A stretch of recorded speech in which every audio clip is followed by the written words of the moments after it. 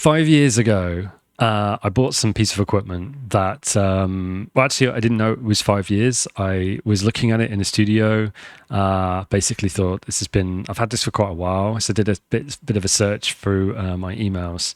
And yeah, February 2019, which is 5 years, which is kind of just over 5 years. So yeah, the Analog Rhythm Mark II, which obviously I've used loads on YouTube. And I've talked about it quite a bit as well alongside making stuff. But I kind of figured it might be good to just, I don't know, spend 15 minutes or whatever with this video just to see kind of like where I'm at with it. And I'm not like going to endorse it. I'm not going to say go and buy it, like all that kind of stuff you typically see on YouTube. If there was a lesson I've learned from this, if I hadn't already learned this lesson, I certainly learned it by the time I'd been using this thing, is just sticking with what you've got and working with it, just pushing through that difficult pain barrier and getting something good out of it is, this it's certainly taught me a whole other level of what I was able to do and kind of my skills and whatnot. So yeah, I picked up this. I mean, the reason I picked up this back in 2019 was mainly I wanted to play live, which is hilarious given how little I've played live in all those years. But I think just having live and just having like the idea of something that was portable and something that allowed me to have that control, or have the control over the sounds I wanted. And primarily for me, I use like a hardware mixer for that. So I want to be able to manipulate all those individual sounds. And I'd say still, even now on the market, it's very difficult to find something that's got this many individual outs, that's in a solid box, that is reasonably, it's quite heavy, but reasonably portable, that's reliable, that has samples in it, that I can manipulate things to some extent, and that has what I would say pretty good foolproof, in terms of years and support and what stuff. There's other products out there that are really old that can kind of do this. I looked at everything, even from drum machines that might be possible. I even took my R8 drum machine live once to sort of see if I could just make do with just that. But this was kind of what I went for. I remember having this open up on a browser many times for quite a few years before. I forget what year it came out, but it'd been out for a while. Just did never think I could get one. Just never thought I could get one. So just really expensive at the time. I just wasn't really earning any money, and just a dream, right? If only I could do that. But managed to get a reasonably well-paid job, despite how horrible the job was, and bought one. And then sort of entered and started this kind of arguably probably 2 to 3 years at least of just frustration, annoyance, and anytime anyone would ask me, because they're quite expensive. I think they've even gone up in price now. Someone would see it in the studio and be like, "Oh, what do you think of the Analog Rhythm? Like, Mark II. They must be really good." And I'd be like, "Do you know what? Like, they're good. Like from an objective point of view, they're great. Like amazing. Like we are spoilt in terms of." What kind of technology we got out there. And Elektron are doing, in my view, pretty solid job for electronic music, and from just creating and being able to quick to do all those things. I think it's amazing. But yeah, this bloody box, it always comes with a caveat. I'm just not gelling with it. And I think through many, many attempts to try to understand why, what I kind of got to was largely a combination of things. And most of them were my doing, not Elektron's doing, or certainly not the Rhythm's kind of fault. Not that you can attributing fault's kind of a pointless exercise, I think. But I think there's it's a bit misleading, right? Because you've got like, I can't really point to it, but I'm going to hold it up because why not? There's a lot of references to like 99 drum machines and 808 drum machines, and the kind of Roland sort of legacy of those sorts of sounds and those sorts of workflows, and that you can have that in some capacity in a modern box, right? So the individual outs being one, the cowbell, it's kind of like the cowbell and cymbals and the hi-hats and the hand clap. There's a kind of mixture of the choices that they've made at Elektron to provide you with these drum sounds that, frankly are references at some degree to those two drum machines. I love those two drum machines. I don't have an 808 anymore. I used to when I was younger, when they were cheap. I have got a 909 now, but those are two sort of sound palettes I'm very, very familiar with. I've used for like even before I had an 808, it was a little 606. So that kind of metallic sort of sound meets the kind of drive energy that you can get distorting either the 808 or just the 909 in general. Really familiar with it. So kind of coming into the rhythm with that expectation and immediacy that those drum machines provide, given the huge amounts of music that have been made in those drum machines. And these are sounds that we're like hugely familiar with, not just from a listener's point of view, but if you've created any music with those sounds, they're just very easy sounds to work with. There's reasons why I think, aside from the fact that they've been designed incredibly well by Roland, like they just work really well.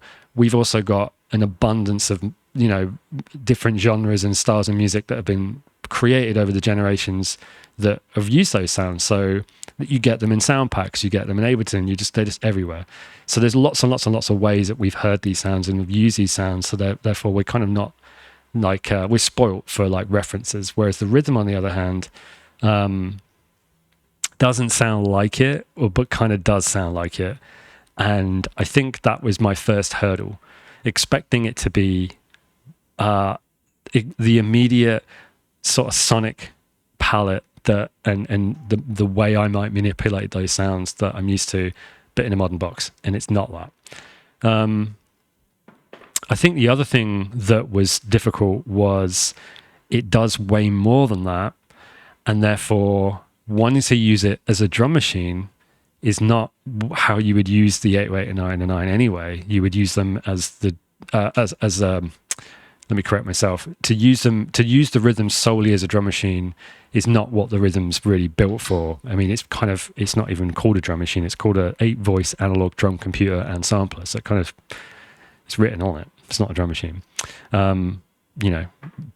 Debate all that you like, but I feel like arguably the Rolands weren't called drum machines, they were called drum computers and etc. But you know what I'm saying? There's a kind of bunch of preset sounds that you can manipulate and make drum patterns with, and then the rest of the sounds you're going to be creating in something else, right? Triggering your synths, your 101s, your samplers, whatever.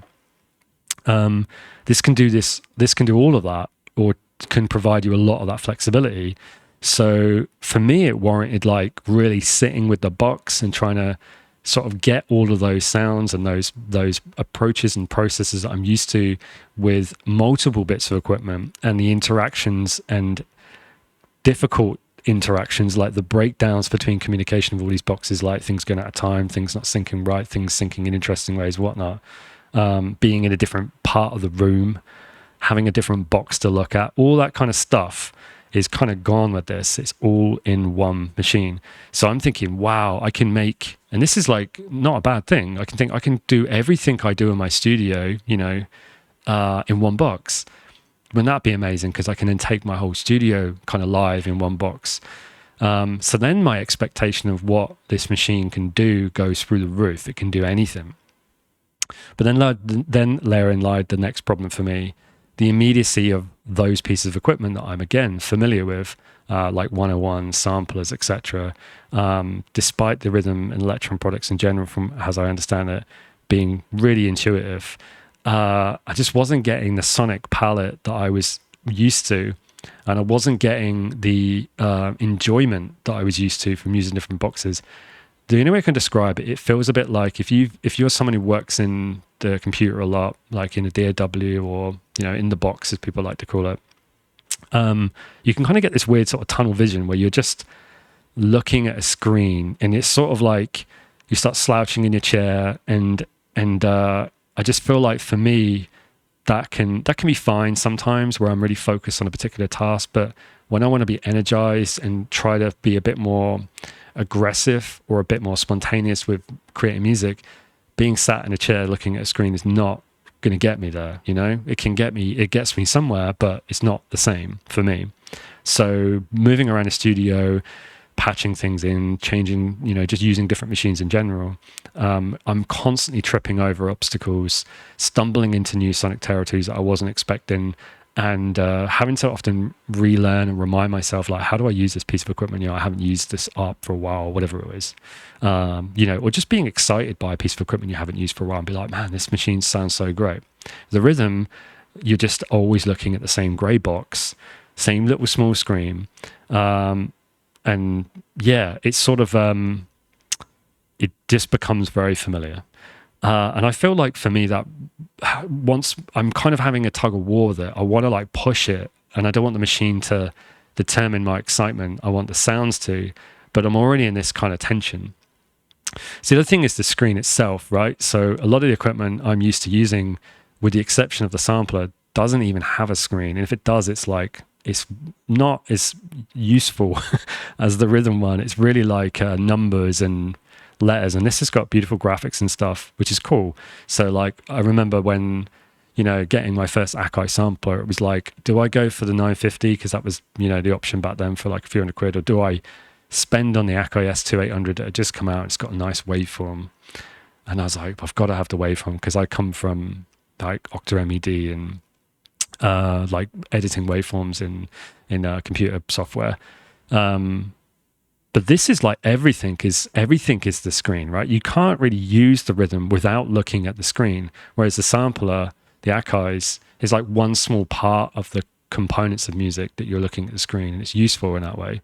So it's not a criticism of the rhythm, like it's just because it has a screen, you're looking at it all the time, and therefore you get that same thing that you get with computers. You're just like looking at it, drawn into it, sort of hypnotized almost, and that can be quite difficult, I find. And that reminds me of the next point.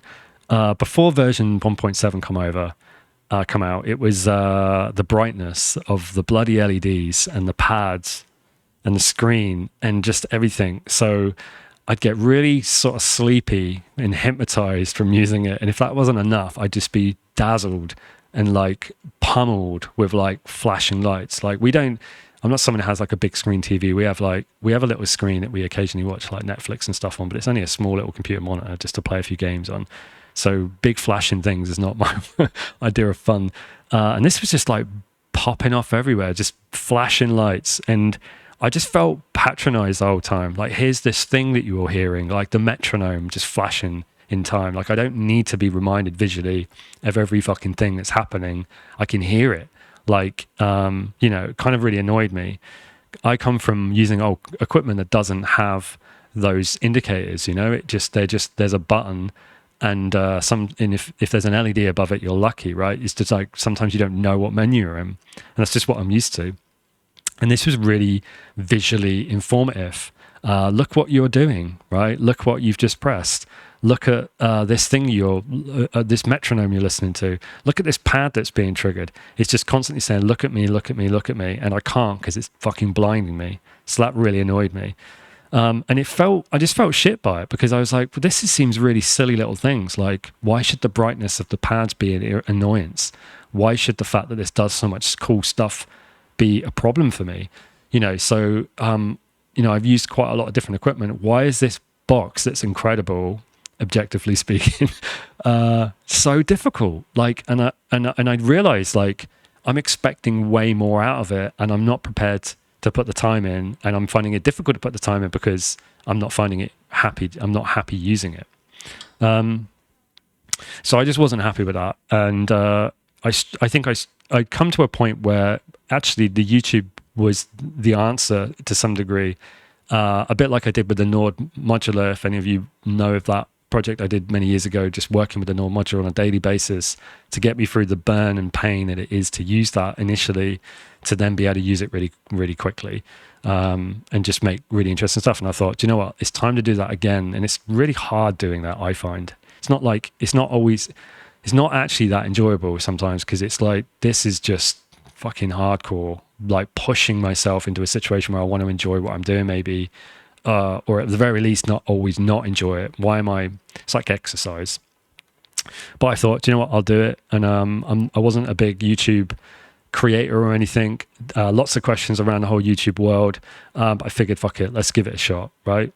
And I'm really pleased I did, because just got to this point where I had enough material, enough experiences, and enough like pain that had been dulled that was like, this box it is really good, and I'm starting to enjoy it.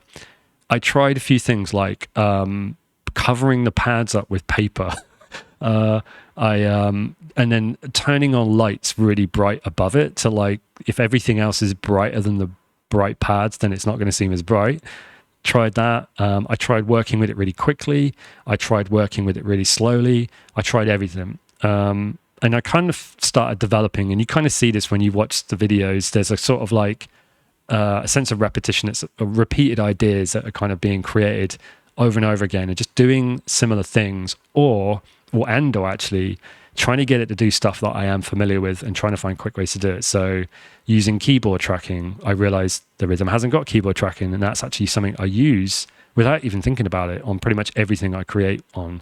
Having a parameter shift as the pitch shifts, and having it sort of have some life or transition over pitches can really help to have movement.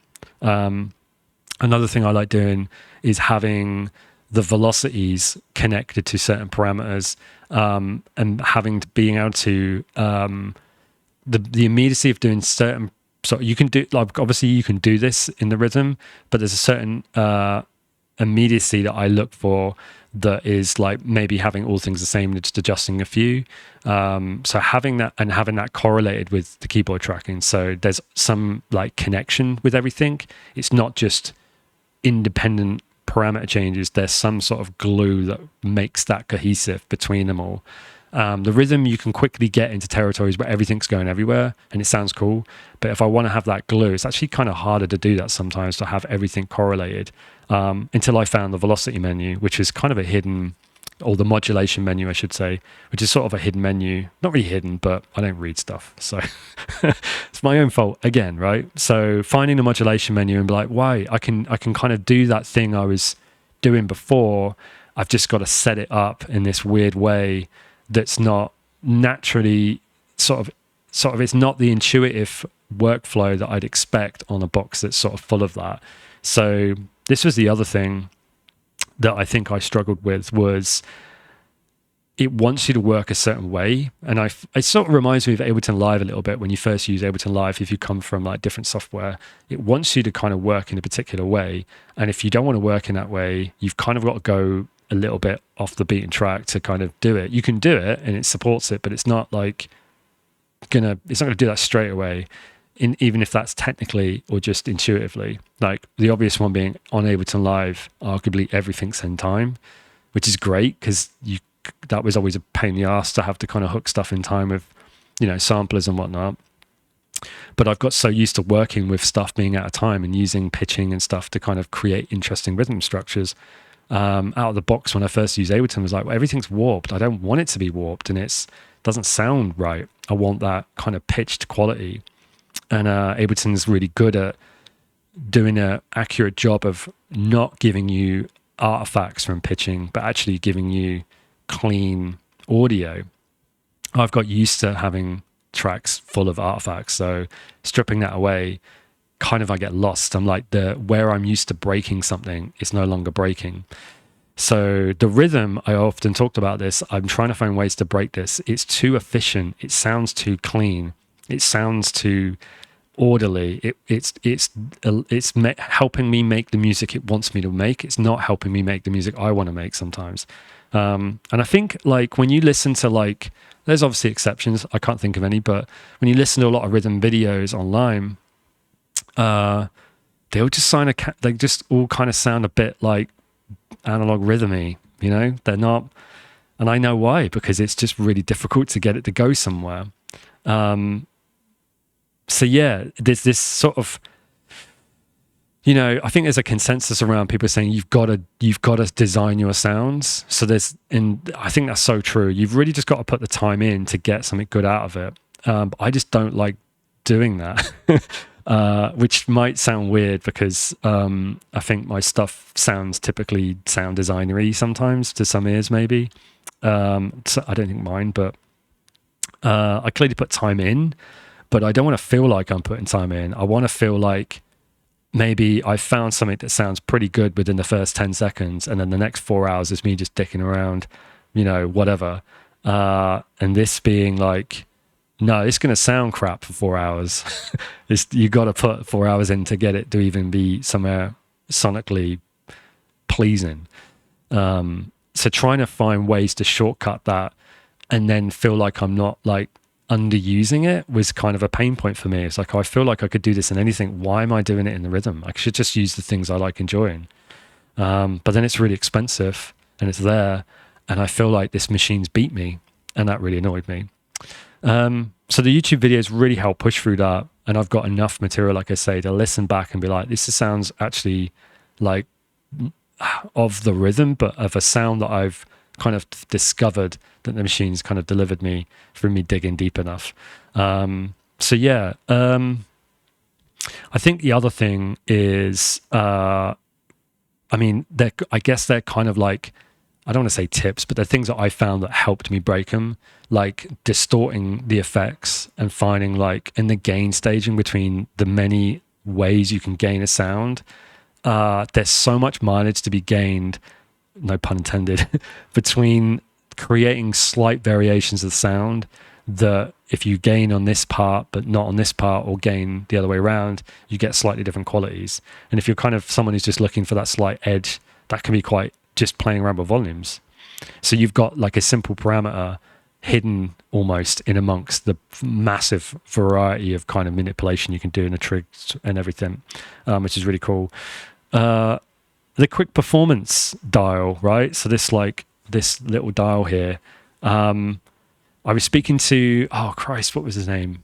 There's an artist I've seen play a few times. I think he uses the Dig Attack, but he was using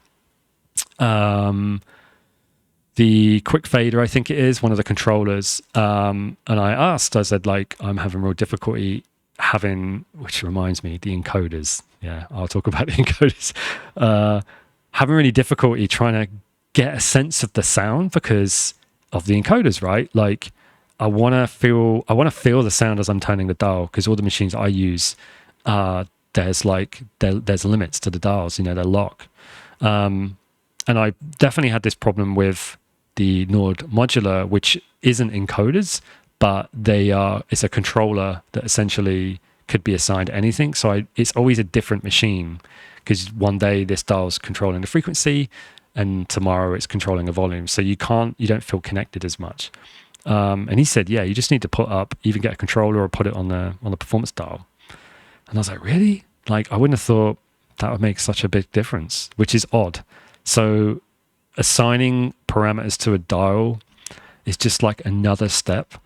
But again, so much mileage to be made. Just being able to have like a few parameters and just being able to, I'm turning it now, just to be able to feel like what I'm changing and to feel that I'm connected to the sound was huge, versus the encoders, which by design need to be encoders, but they're not bad encoders either. They're pretty good, but they just, when I wanted to get in that sweet spot and having to anticipate how quickly I turn it, there's a bit of motor skill development for sure, but was a real pain in the ass. To the degree where I was kind of trying to make stuff with just encoders, almost out of spite. Like, I'm not going to use that bloody performance dial because I feel like I'm failing with the encoders, which to some degree I was, but I've got better with the encoders now. But some stuff you just want to go crazy on, and having assigned to there is really, really useful. And these are all things that you just read about. People say, yeah, they're just normal things you would do. So I feel like a bit of a moron being so resistant. And I think it goes back to what I bought it for and how I wanted to use it. And this machine kind of saying, no, you know, that's not maybe the best way to use this. And those reference points that I was reminded of. So it's a weird combination of being so much good design has gone into this machine, with so many possibilities, and yet with these few little design choices that didn't align with my thinking, kind of creates this block. So it's really super interesting, which leads me to today, right? I look at this machine on the table, it's getting grubby. Someone actually wanted to swap it for a black one because I thought the black one looks pretty cool. But as soon as they offered it, I was like, nah, I kind of like the grey one. All of a sudden, it's got some grit on it now. I feel like it's been through the ringer a little bit. I look at it and think this thing can create some cool sounds, and I feel excited to use it. Version 1.7 provided some nice to have. So among all the other things, you can turn the brightness down. Among all things, you can kind of come up with quick sequences with the ukulele sequencer. They also tweaked the sound, so that the kind of being at the 4 hours it took to get a good sound is now like 30 minutes, right? Or like even less. It's like it just sounds tighter. So I think, there was a bit of both sides, me not being able to gel with it and their design in the sound palette, at least in the sound world, being a little bit under par for the price point, I would say. I think they've tweaked that and made that like clearly, like it just sounds solid. After the upgrade, I was like, what have they done? This sounds good. Whereas before it was like, well, here's the clap engine. Well, I guess I'll use that. I'm not going to use it as a hand clap though. I can use it as a white noise. So why call it hand clap? And then the hi-hats is like, well, I mean, they're kind of okay, but I just prefer using an 808 sampler because it's going to sound better. They've improved that, right? They've got the metal engine, which is way better. The snare drum and the kick drums were always like, I don't know if you ever had this, the feeling of certain frequencies that make your inside of your nostril hurt. Like, it's like you want to sneeze because it was so knocky and clicky. It was like, just want to dial that out. And the lack of EQ, which I think is less of a problem now, given that they've dialed those sounds in. I still think it would benefit from one, obviously, but the sounds are so much tighter and better that I don't feel the frustration of needing to EQ everything because it's just fine. At this point, it's like I can make this sound even better with EQ. Whereas before it was like I need EQ to fix this thing because this thing sounds shit. And which is weird because it's obviously amazing, but it kind of did sound crap. I found myself always using samples, and I'd use a sample and it would sound great, and then but you couldn't pitch it. So I'm complaining now. The things that you do with a sampler for me and Akai's is pitching to the extremities. There's a limit on the pitching, so there was all these little weird things like why have you limited that? But I think, from my opinion, a lot of it's because it needs to be immediate and it needs to be manipulable and modulatable, if these words exist, to that if we have too many extremities, then you start going into really low rumbling frequencies and you go into really high clicks. And therefore, in a live situation, which I think this is more orientated to just jamming out, that's maybe not as useful. So you've got this weird, it's like really high sound design tool, but orientated to live. So you can make really kind of okay stuff really quickly, but if you want it to sound good, you need to put loads of sound design in. But we kind of want you to do it fast. Bit of a mixed bag. And I think that's where I was kind of lost of where it is. So finding your own workflow, finding your own way into it, or giving up wherever you are, it's kind of I can see they're all being worthy outcomes. I'm a big fan of it. I've definitely come around to the idea of loving this box. I don't know if it's a favorite of mine it's like a good relationship, there's some ups and downs, but I don't think we're getting divorced any day soon. So yeah, I don't think there's anything else I can think of saying. But I guess I just wanted to do this. I wanted to talk about it. I wanted to reflect. The fact that it's taken me the best part of 5 years, I feel pretty good that I've stuck with it. And I don't feel like, oddly, that I've even scratched the surface. I feel like there's so much more. I've taken a bit of a break from it over the last few months, but just YouTube in general, and I feel like I've been on a bit of a research period. I think I've been mainly in software and playing around with Ableton and Logic and stuff, mainly because of work, I suppose, but also it's just kind of good to go away from something and come back to it and see how kind of dumb you've been, right? And just be like, wow, it took me being in something else to realize I can do this and this. So in fact, that was another thing with the upgrade. The last point before I press stop, because I'm done, is I was recording loops and stuff into Ableton and just being able to quickly like move some parameters on a synth, capture the audio, and then loop it. And I was like, this is so great. And then I think it was literally a week after me being, I wish the Rhythm could do that. They launched 1.7 and you can capture those loops at predetermined lengths with some limits, but generally limits that aren't a problem. Is so cool. Just to be able to quickly capture random patterns and then see how they all glue together is very, very cool. And then support them in some way is really nice. I will mention one more thing, and this is like largely to how are we doing for time? 30 minutes. Yeah, whatever. You would have stopped by now, so you're gonna know. The overbridge capability, this puts it in a whole other area. So like working with overbridge from this machine has always been like something I've really found changes this box entirely. And I've been like really annoyed, like why is this machine not why can I not do that just with the Rhythm? Why do I have to go to a laptop to get that level of flexibility? So I've played around with overbridge on occasion, really felt it was valuable. There's some records we put out, we're using that sort of process for remixing, like running whole stems through the Rhythm, like the stems on Ableton and then processing it through the Rhythm. Really, really quick, really amazing. And trying to like, I want to be able to do that on the Rhythm. So, but now I've kind of bonded with it a bit more. I've been playing around with overbridge a lot more again. So I'm going to do a video on that soon because it's just ridiculous. Someone was asking like actually for an overbridge video, so I figured I've got a project together that's like of a setup that I think works. But you can process in Ableton and then run that into the Rhythm and process in Rhythm and then run that back in Ableton and further processing. So you've got pre-post.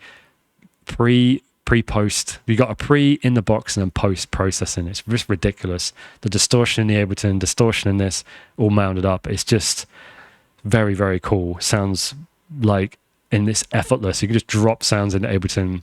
I want to do it just in the Rhythm, but you know, it is what it is. So for a studio tool, that's really, really cool. So I want to do some more stuff about that. But yeah, great box. The moral of the story is just got to stick with it, right? You just got to stick with it, and then and if there's a good box and you can't gel with it, then you know, put it in the drawer, take it back out, have another player, try doing something different. I think is yeah, certainly pushed my limits this one though. But Analog Rytm MK2, yeah, I'm keeping this one. I really like it. They're ridiculously expensive. They need to be cheaper.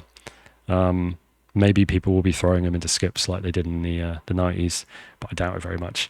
Cool. That's all I'm going to do, and hope to see you in the next one. Cheers.